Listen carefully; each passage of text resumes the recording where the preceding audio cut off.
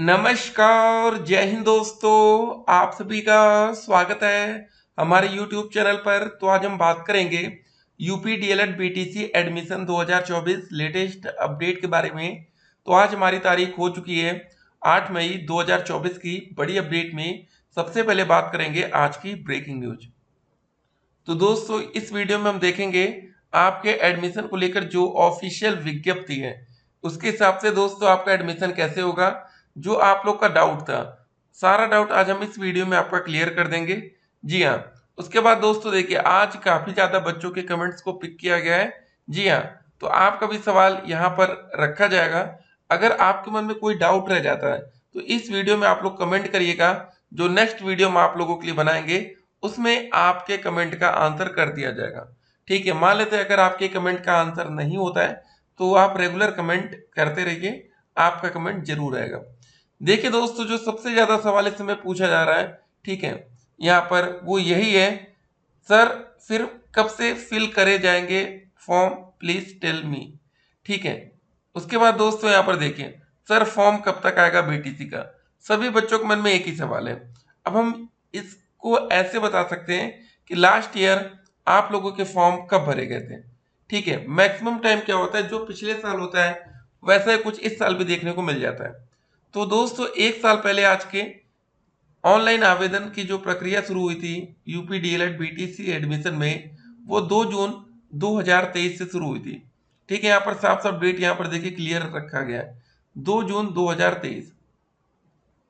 ठीक है। तो इस साल कब से आवेदन की प्रक्रिया शुरू होगी वो भी हम आपको बताएंगे।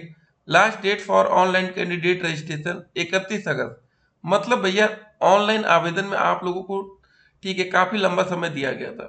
यहाँ पर आप देखिए, जून, जुलाई, अगस्त, 3 महीने। ठीक है ना, जून में, जुलाई में, अगस्त, 3 महीने आप लोगों को आवेदन का पूरा मौका दिया गया है। ठीक है। Last date to submit complete registration print application form 5 सितंबर 2023। ठीक है। इतना लंबा समय जल्दी मिलता नहीं है। वो इसका रीजन ये था ना कि लास्ट ईयर सुप्रीम कोर्ट का फैसला आया था जहां पर, ठीक है, बीएड के छात्रों को प्राथमिक शिक्षक भर्ती से क्या किया गया, बाहर कर दिया गया।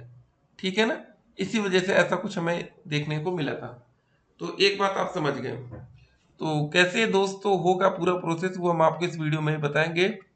ठीक है। तो एक का आंसर हो गया। तो ऑनलाइन आवेदन का जो प्रोसेस है वो कब तक शुरू हो जाएगा, वो दोस्तों हमारा प्रोसेस मई के लास्ट में, ठीक है, या जून के स्टार्टिंग में ये हो सकता है। ठीक है ना, एक चीज हो गई। दूसरी कंडीशन, 2023 में एडमिशन लिए थे, एग्जाम फॉर्म भी भरना पड़ेगा या डायरेक्ट एग्जाम होगा, प्लीज रिप्लाई। अब दोस्तों देखिए, जब आप लोगों का एडमिशन हो जाएगा, ठीक है, जब आप लोग 2024 में आप एडमिशन ले लेंगे तो कैसे होगा आपका पेपर। तो आपको दोस्तों बताना चाहेंगे, पहले आप लोगों का जब एग्जाम होने वाला रहता है उस समय आप लोगों का एग्जामिनेशन फॉर्म भरा जाता है। ठीक है ना, डायरेक्ट आपका पेपर होता नहीं हर एक बच्चे का। देखिए दोस्तों, आप कोई भी कोर्स करते हैं, ऐसा नहीं कि सिर्फ डीएलएड में ऐसा होता है, हर एक कोर्स में ऐसा आपको देखने को मिलता है। एग्जाम से पहले आप लोगों को एग्जामिनेशन फॉर्म भरा जाता है और जो भी बच्चे एग्जामिनेशन फॉर्म नहीं भरते उनका एडमिट कार्ड नहीं आता और वो बच्चे पेपर नहीं दे पाते। ठीक है। ये डाउट भी आपका यहाँ से क्लियर हो रहा होगा। अगला देखिए, एंट्रेंस एग्जाम होना चाहिए ताकि जिसकी मेरिट कम है, पढ़ने में सही है, उसको हम, ठीक है, होम डिस्ट्रिक्ट मिल सके। देखिए दोस्तों, यहाँ पर आपको बता दें, आप लोगों का आराम से अपने जिले में एडमिशन हो जाएगा। एंट्रेंस एग्जाम अगर होता तो बस आपको ये फायदा मिलता कि आपको सरकारी कॉलेज भी मिल सकता था। देखिए दोस्तों, यहाँ पर जब डीएलएड में एडमिशन होता है, यहाँ पर यह माना जाता है कि आजकल पेपर लीक हो रहा है। ठीक है। यहाँ पर लग रहा है कि पहले से ये जान गए थे कि कभी पेपर लीक होगा तो डीएलएड में फर्क नहीं आएगा, क्योंकि कोई भी बच्चा हाई स्कूल के सारे पेपर लीक नहीं करा सकता, 12वीं के नहीं करा सकता, ग्रेजुएशन में कितनी बार वो लीक कराएगा। ठीक है। तो इसलिए यहाँ पर एक मेरिट का क्रम बना दिया जाता है। जिन भी बच्चों की मेरिट इन तीनों में बेस्ट होती है उनको एडमिशन मिलता है।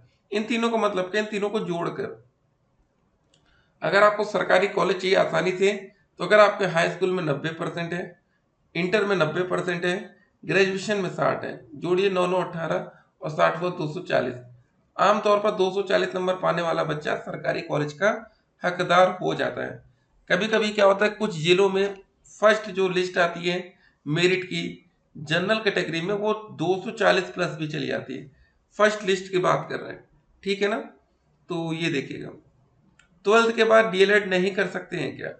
देखिए दोस्तों, इसका आंसर है फिलहाल नहीं, लेकिन ये बात यूपी में लागू होती है, ठीक है। उत्तर प्रदेश के बाहर कुछ जगह ऐसा भी नियम है जहां पर आप 12वीं के बाद भी डीएलएड कर सकते हैं। यूपी में दोस्तों 12वीं के बाद डीएलएड इसलिए नहीं कर सकते, जैसे कि वैकेंसी आती है 6 to 8। अगर यहाँ पर 12वीं के बाद आपको मौका मिलता तो आप इस वैकेंसी से बाहर हो सकते थे। इसलिए दोस्तों आपका जो मौका मिलता है यूपी में, वो ग्रेजुएशन की बात है, ठीक है। अब कुछ बच्चे कहते हैं सर आप एक सवाल हर वीडियो में क्यों रखते हैं, जैसा कि हम यहाँ पर देखे रखते हैं, क्या यूपी में 12वीं पास छात्रों को मिलेगा मौका? तो इसका आंसर था नहीं, ठीक है, समझ गए। सरकारी शिक्षक की सैलरी क्या हो जाएगी? 45 से 50 हजार पर मंथ, ठीक है। डायट कॉलेज की कट ऑफ, डीएलएड करे या बीएड। अगर दोस्तों आपका सपना 1 से 5 या 6 से 8 का शिक्षक बनने का है तो आप लोग डीएलएड के साथ जा सकते हैं। अगर आपका सपना 6 से 8 और 9 से 10 के लिए तो आप लोग जाएंगे बीएड के साथ। लेकिन यहाँ पर सब्जेक्ट कॉम्बिनेशन आप पता कर लीजिएगा, नहीं तो परेशान हो जाएंगे, बीएड करने में पूरा पैसा बर्बाद हो जाएगा। डीएलएड में एडमिशन लेंगे तो आपकी जो मिनिमम एज होनी चाहिए 18 साल। फीस आपकी दोस्तों प्राइवेट कॉलेज की 1 साल की 10 हजार, मतलब सरकारी कॉलेज की 10,200, प्राइवेट कॉलेज की आपकी 41 हजार रुपये रहेगी। आवेदन करने के लिए जो फीस 700 रुपये रहेगी जनरल ओबीसी कैटेगरी में, ठीक है। एलिजिबिलिटी क्राइटेरिया क्या है? ग्रेजुएशन में आपका मिनिमम 50%, जनरल कैटेगरी में आरक्षित वर्ग में मिनिमम 45% होना चाहिए। सारा चीज क्लियर हो गया। 45% अगर आपका मार्क्स है, नंबर है, तो भी आपका एडमिशन हो सकता है, बस आप आरक्षित वर्ग में आए। अदर स्टेट को दोस्तों यूपी डीएलएड में एडमिशन का मौका नहीं मिलता है। जैसे अगर आप बिहार के रहने वाले हैं और सोचे आपका यूपी में डीएलएड में एडमिशन हो, तो ऐसा नहीं होगा। फ्री में एडमिशन कैसे ले? देखिए, बहुत से बच्चे इसके बारे में अवेयर हो चुके हैं, ठीक है। फ्री में एडमिशन का मतलब बस यही होता है, स्कॉलरशिप बेस के आधार पर आपका एडमिशन कॉलेज वाले ले लेते हैं। जब भी आपकी स्कॉलरशिप आती है वो पैसा वो रख लेते हैं। इन केस कभी स्कॉलरशिप नहीं है तो कॉलेज वाले आपको परेशान भी कर सकते हैं, ठीक है ना, ये भी ध्यान रखिएगा। तो यहाँ तक हम लोग पहुंचे हैं। चलिए अगला कमेंट देखते हैं। अगला कमेंट हमारा क्या रहा, देखते हैं। यहाँ पर देखिए सवाल क्या है, सर डीएलएड के फॉर्म कब से भरे जाएंगे भाई? मई लास्ट या जून में? भाई फॉर्म कब आ रहे हैं? ठीक है, क्लियर हो गया। सर बीटीसी का फॉर्म कब आएगा?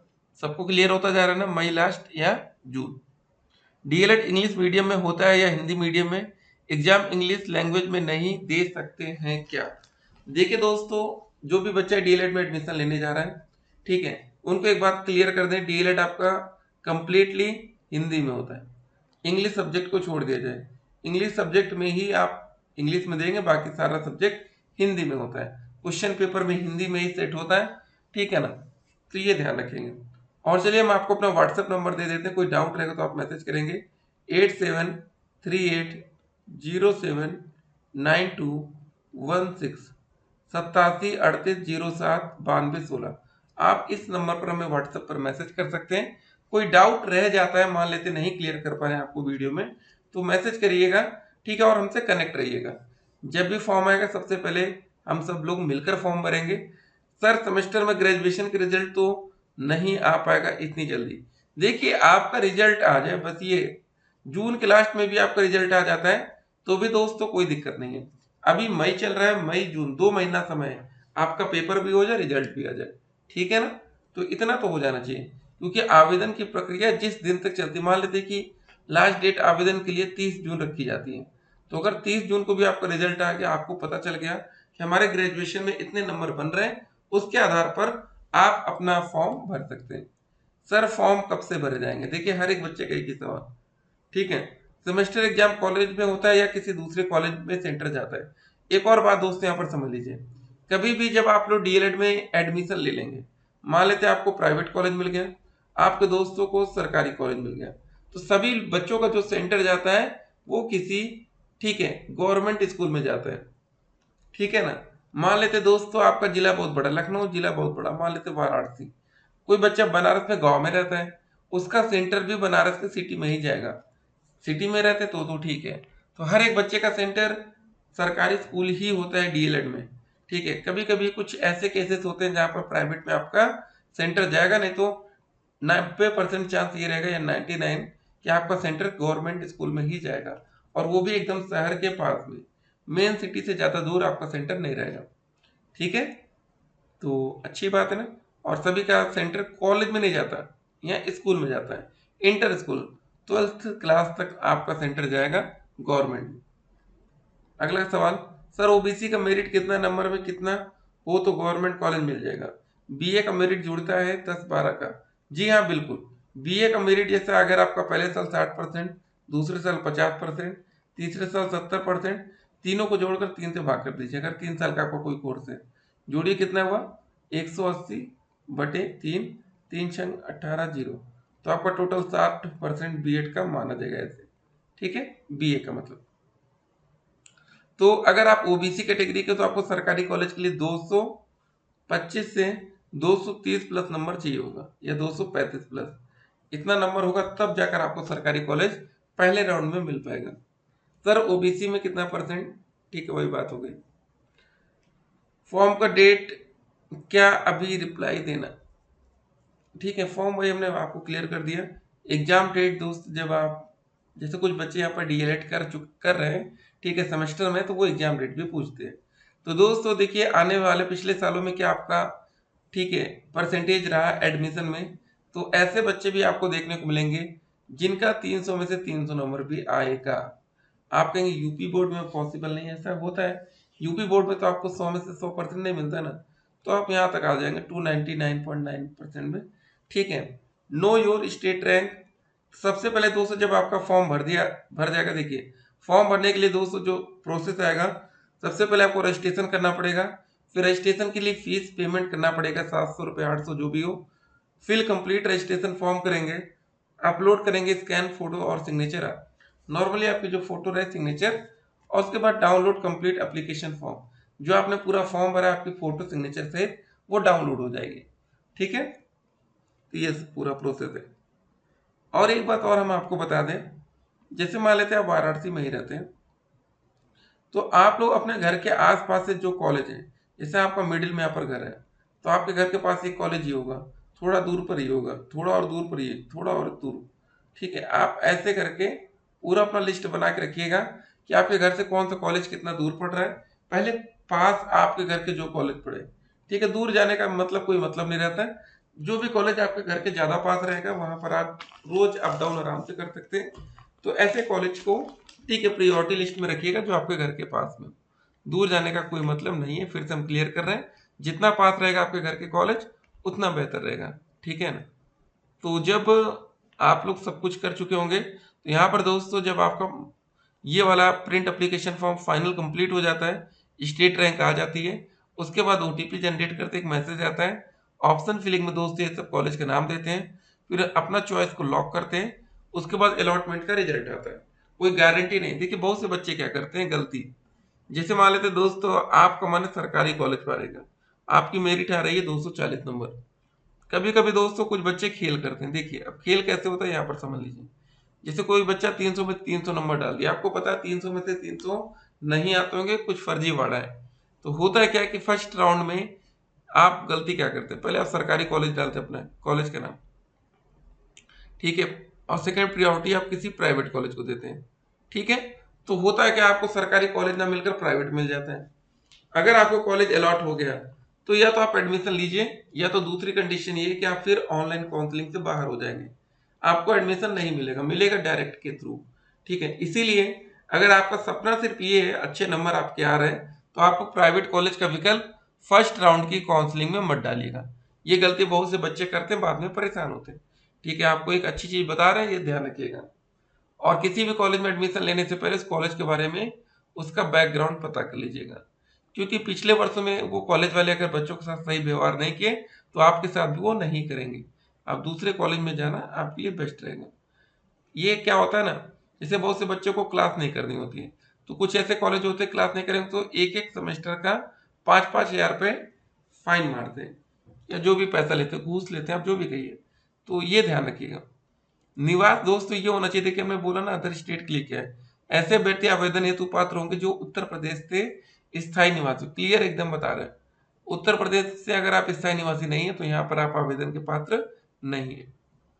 शैक्षिक अर्हता, यहाँ पर साफ साफ लिखा है कि जो भी बच्चा जनरल कैटेगरी से संबंधित है उसको मिनिमम 50% अंक चाहिए, और जो ठीक है आरक्षित वर्ग में आते हैं 5% की उनको छूट मिल जाएगी, तो वो 45% तक एडमिशन करा पाएंगे। ठीक है, ये सब बातें हो गई। सीटों के आधार पर आपका चयन किया जाएगा, ठीक है ना। और एक बात और आपको बता दें, कुछ ऐसे कॉलेज होंगे एनसीटी से मान्यता प्राप्त तथा प्रदेश शासन से संबद्धता प्राप्त ऐसी निजी संस्थाएं जो केवल महिलाओं हेतु है, जहां पर सिर्फ लड़कियां पढ़ सकती हैं, जो महिला अभ्यर्थी ही चयनित की जाएंगे। ठीक है, तो दोस्तों कुछ ऐसे कॉलेज आपको मिलेंगे, जैसे कुछ लड़कियां हैं उनको भैया कोई बॉयज कॉलेज में नहीं जाना, सिर्फ लड़कियों कॉलेज में जाना है। तो ऐसे भी कॉलेज डीएलएड में है जहाँ सिर्फ लड़कियां पढ़ती हैं। ठीक है, आप वैसे कॉलेज में भी जाकर अपना एडमिशन ले सकती हैं। ठीक है, अगर आपका कोई और डाउट रह जाए तो कमेंट करिएगा। मिलते हैं एक और वीडियो में। फ्री में एडमिशन लेने के लिए कॉलेज से अभी संपर्क में लग जाइए आप लोग। 10-12 कॉलेज में पता करेंगे, 10 से 12 में, तो एक कॉलेज आपको आपके जिले में फ्री वाला मिल सकता है। बस ये मेन रहेगा कि अगर आप SC ST में तो आपको आसानी से फ्री कॉलेज मिल सकता है, ओबीसी में मुश्किल थोड़ा रहता है। फिर मिलते हैं, स्टे कनेक्टेड।